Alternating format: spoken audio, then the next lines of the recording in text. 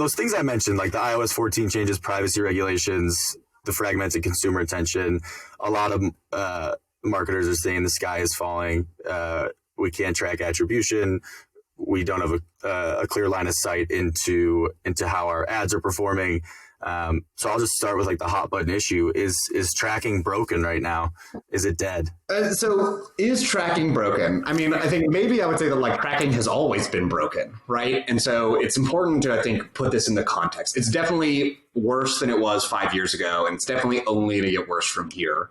But also tracking, this sort of digital tracking only was ever able to really measure, I think, a small slice of the marketing world and the commerce world, right? So tracking really only makes sense in an e-commerce D2C type context because you could never put a pixel on the checkout scanner at Walmart, right? So marketers have always been blind to huge amounts of the retail that's actually happening in the country.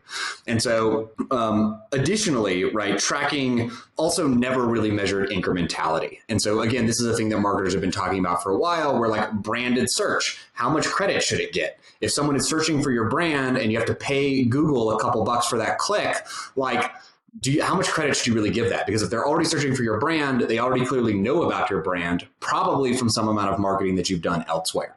And so these have always been problems with tracking that I think a lot of marketers just like prefer not to think about. And in a world where like Facebook was the only social channel, it was like Facebook and Google, like I guess you didn't really have to think about it that hard. But if you go back 5 years even before that, marketers spent all of their time thinking about how do we actually measure the effectiveness of marketing in a world where we can't track at all. And so I think, you know, there were these, you know, very comfortable days, maybe like 5 or 10 years where e-commerce marketers had really good tracking and, you know, didn't have to think about marketing measurement very hard.